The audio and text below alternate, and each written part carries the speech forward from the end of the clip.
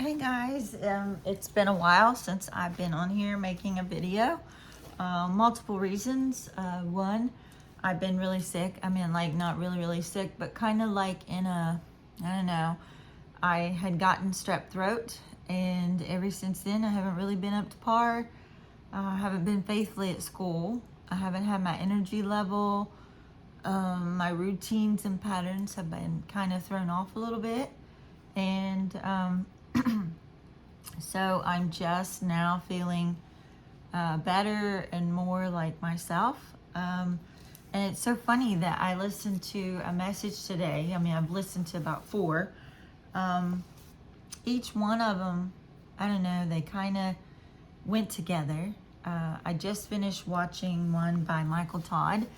And, he's had a lot of controversy, and, some people say he is a false prophet and a false teacher and all these things.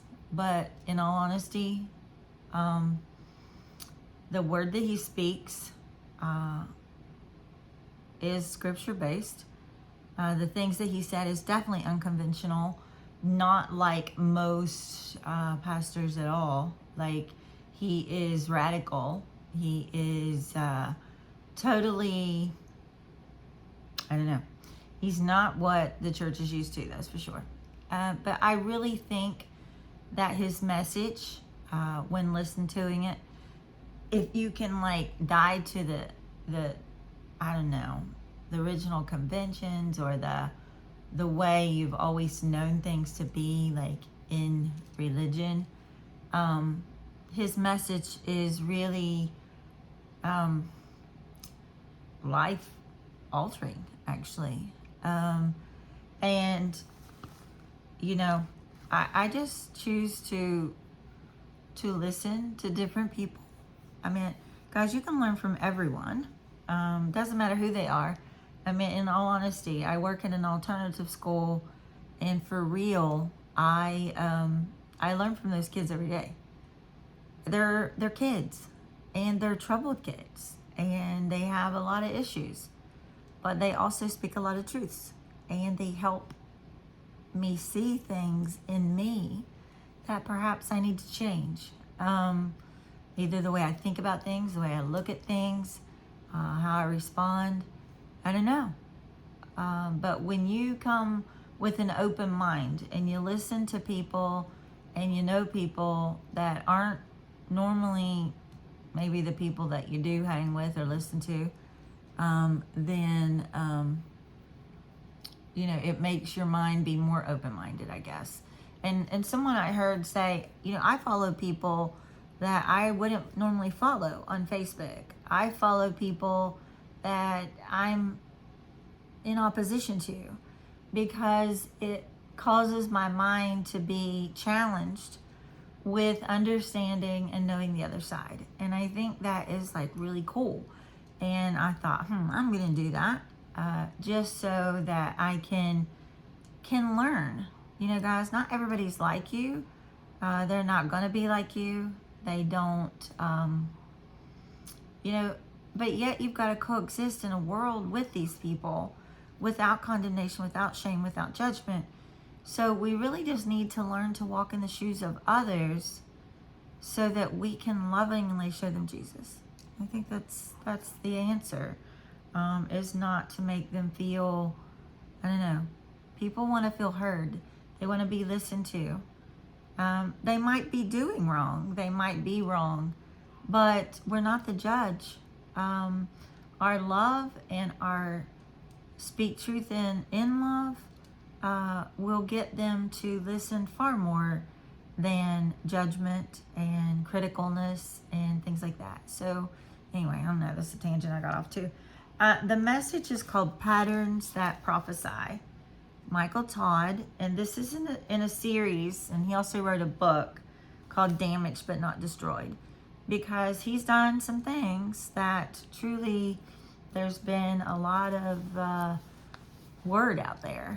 But before you make judgment on anyone, I think you need to learn that person. I think you need to formulate your own opinion not what others say about the person, but really get to know the person themselves.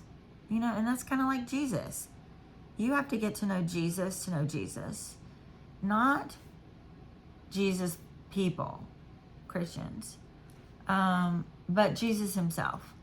Because Christians aren't Jesus. And to be more like Jesus, I like to be called a Jesus follower, because we're to follow in his footsteps. And if we're following in his footsteps, then we're taking on the characteristics of Jesus. Not that we are Jesus, but we're definitely studying to become like him. And, in Atomic Habits, forgot the author of that, he talks about how we study people that we want to become like. If I want to be a professional tennis player, then I need to study the habits of a professional tennis player. And I need to get routines like that professional tennis player, whether they wake up every morning at 3 o'clock and go practice, their diet, their sleep routines, their patterns. You're to study and take on the patterns of the person that you hope to become like, not hope to be, because we're all different, okay? But a successful person, like if I want to be a open-minded free thinker, then I need to study people with that mindset. If I'm into leadership, character development, if I'm truly, my quest is to chase after, then my ultimate goal is to study those that have been successful in that area.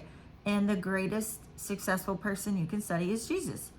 And anyway, this whole message was on changing your patterns and your habits, because they are what make you who you are. And that you have to acknowledge and you have to be aware. And you can't just say, that's just how I am. That's going to be the way I am. If you want to be free and you want to be different, then you have to make some steps. There's steps that you have to take. And he gave 5.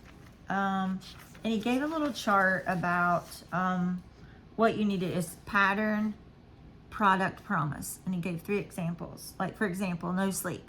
That's one that I need to work on. I don't get a lot of sleep. I mean, I try to go to bed early, but I wake up. I don't sleep.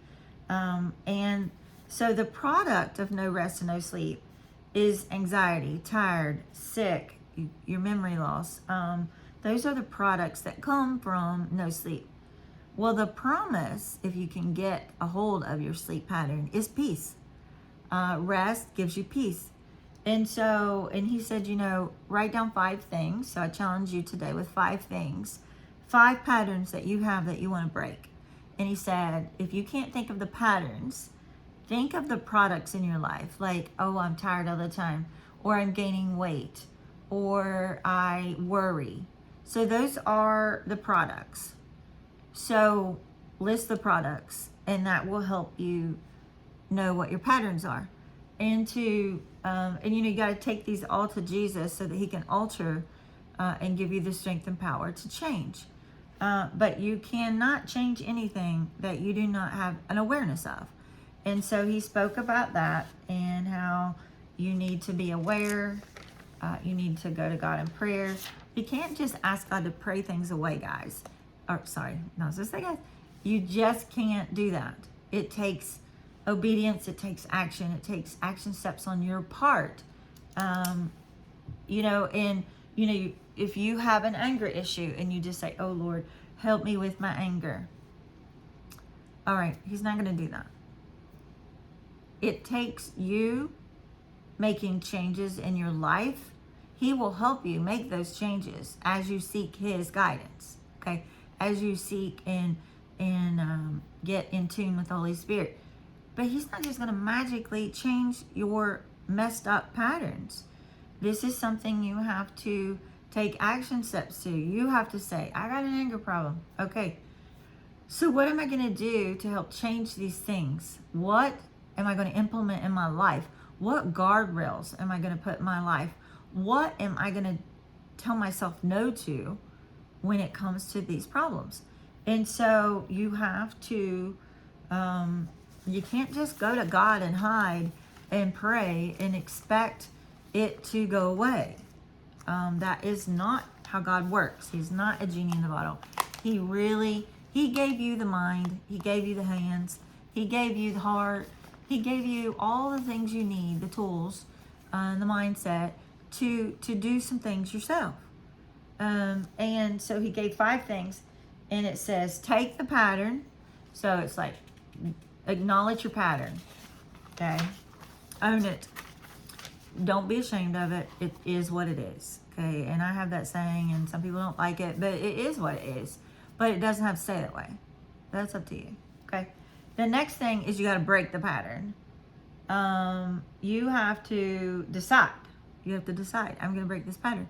I want different changes in my life, so therefore I got to break this pattern. The third thing is you have to make a new pattern. So to break the old pattern, you got to make a new pattern to cover the old pattern. And so, that takes effort. That takes intentionality. That takes just determination. Takes focus. Takes vision. It takes patience. But God can provide all of those things for you if you seek Him in doing these things. Okay, so you can't do this in your own strength. It's impossible. It is impossible to make changes in your life because you will fail. You're human. It is in the spirit that things have to change. That God will do that and help you. But you have to consciously be seeking Him, seeking His will, seeking His way, and taking it to Him. He will fail. We're sinful. We're human. We fail. But you got to take it to Him. The fourth thing, so we have take the pattern, break the pattern, make the pattern, make a new pattern. The next one is shake the pattern. You have to be available for edits, is what he said. And he's a musician. He made some beats. And he said that you have to tweak the beats. Like if you add something to it, you've got to change and move some things around. And that, you have to just change things as it goes along. You can't stay stuck and fixed on a certain thing, but you might have to make edits to it to make it work for you. And the fifth thing, he says you have to bake the pattern. Baking takes time.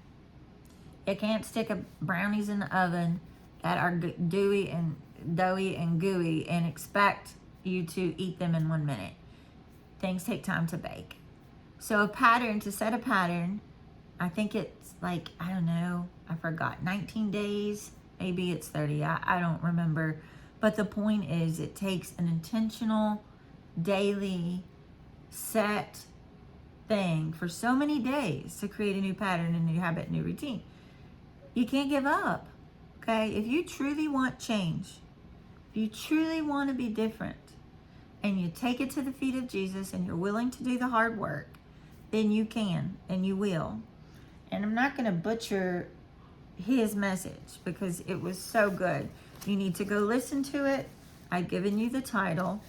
The 5 steps is take the pattern, break the pattern, make the pattern, shake the pattern, and bake the pattern. And that Jesus has patterns. That his grace and mercy are new every morning. So every day, guys. Oh, sorry. I've not broken that pattern of saying guys, as you can see. But I'm aware of it. So, Jesus, every day is a new day for you. You get a second chance. You get to start over. Don't hold yourself to shame and condemnation. Don't hold yourself to the past. This is the present. This is not, what you did then is not what you are now. Let it go. Let it go. You got to let it go. Jesus also is a friend that sticks to you like a brother. He promises that he is there with you all along the way. Okay? That is a pattern that he has. He is there for you. He's your provider and he's your peace. So God is a God of routine and patterns. He is faithful. He makes a way for escape for you. You can do all things through him. And, so I want to challenge you with number one to watch this. It's a long message. I love to study, and I love to listen and grow and learn. And that's just the thirst I have. And I know you might not. But break it down. If it takes you 10 days to watch the message, 10 minutes a day, at least you're pouring into it. And that's what I tell people in like cleaning rooms, cleaning your house. Take a section or take so many minutes a day and work on a task. When you grow the task, the end result is accomplishment. It's little by little. So don't be overwhelmed and consumed and lose hope and say, I can't do it. It's just too much. It's not too much. Break it down. Break it down to where you can achieve. Okay? So invest little moments. Those little moments add up, just like money. Pennies add up to dollars. If you save a penny a day, that's nothing. But after 30, save more than a penny. But my point is this: change adds up. A change of behavior adds up. Okay? You can't become overnight what you haven't been for 55 years. I'm 55. You have to be patient with yourself. You have to take it to God. And together, as a team, He is your helpmate. Okay? He is so much to you. But together, you can accomplish. Let Him speak to you. Listen to His voice. Listen to His word. Stay in His presence. That is the key. Staying in His presence, being diligent, feeding off of Him. He is the bread of life. He is the living water. Stay in His presence. That's the number one thing. That's the key to change. That's the key to having a closer walk with Him and a relationship with Him. And so He can do mighty things in and through you. You have to be a willing partner, and you have to die to yourself. But you have to do some intrinsic look on yourself and say, you know what? I'm just tired of being this way. You're not stuck. That's your mindset. You're stuck. That's the enemy telling you you're stuck. You're not stuck. God has conquered. He's won the victory. You are not stuck. Just, are you going to tap into His power? Are you going to allow Jesus to rescue you? Are you going to allow Him to overcome and get the victory? Because the victory is His. He has won. That is the whole point of why Jesus came and died for you. His sin. He conquered it. That death. And the resurrection, it is to give you a life, a new life. And it's to restore your fellowship and relationship with Him, to have an eternal home. But more than that, it's to get you to become more like Him, and to bring others to know Him, to free His captives. That's all of our goals. That's all of our missions and purposes in life. So if you haven't found yours and you're a Christian, the number one thing you do is your purpose is to get others to come to know Jesus. Okay? The abundant life comes. Everything is within your reach and touch. It's just you tapping into that. You understanding that.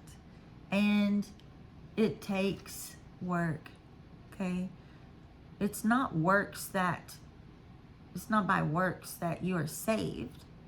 But it takes hard work and intentionality to be transformed. It's not an overnight thing. And it's a journey, not a destination. Your destination is your home in heaven. That is when you will, get all that you'll answer to Him. But anyway, yeah, take control of your life. You're in charge. You have the ruby red slippers.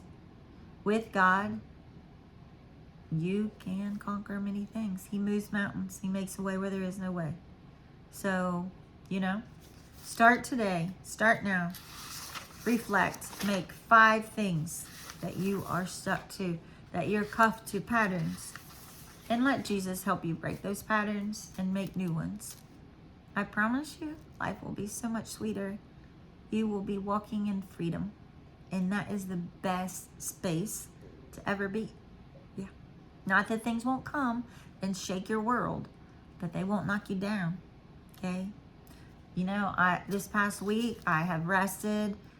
I have been still and know who God is. I have reflected.